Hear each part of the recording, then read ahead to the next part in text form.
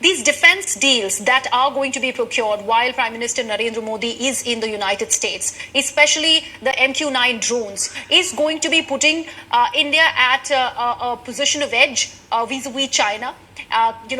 Consolidating its position along the frontiers of China, it becomes really important. And also the meetings with the American business tycoons and investors that Prime Minister Modi is having, that also becomes very significant, because all of the people, all of the businesses which are currently running in China, and they're nervous about functioning out of Beijing, they will next turn to India in that case.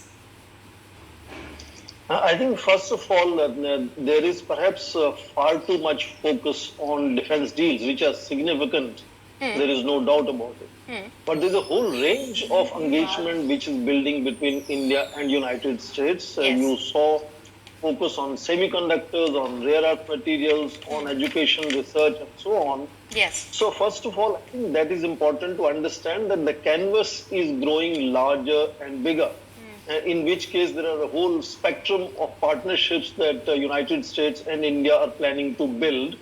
And the rock concert-like environment that you see is only a reflection of the mood now.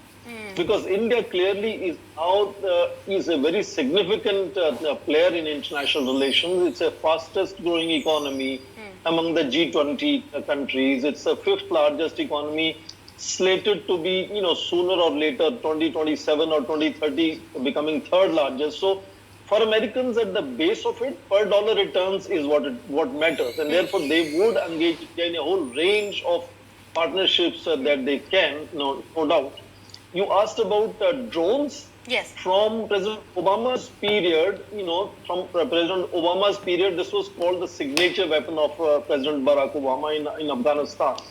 So these, whether for surveillance or for very selective surgical strikes in war, these are now the most frontier weapon systems. And India would definitely benefit in that sense in strengthening our national defense vis-a-vis our neighboring countries, which are often our adversaries and challenge.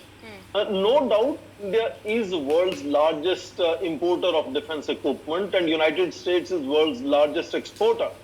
For some reason, because we had a very special relationship with the Soviet Union and Russia, is that India was not on the list of United States in that sense, and United States was not seen as the largest supplier of defense equipment to India. Of the 17 top nations who import weapon systems, United States is the top supplier for 13 out of them. And potentially the same thing could happen, but let me just quickly make a point.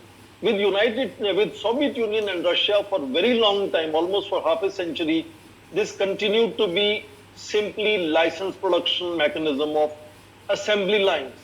And very gradually, India moved to an example like BrahMos, where there was a joint research and development and co-production. Yes. With United States, we are hitting the ground running in that sense, with co-production already being in the picture, and potentially joint research and development could also come in place. So a whole range of space technologies, semiconductors, rare earth materials, defense technologies, and of course the trade itself, overall trade and visas that you mentioned. Yes. So what I am fundamentally saying is that it seems far too much focus on defense and two deals that we are talking of. But one has to look at the larger canvas where a whole range absolutely. of And Professor Singh, to be honest, we are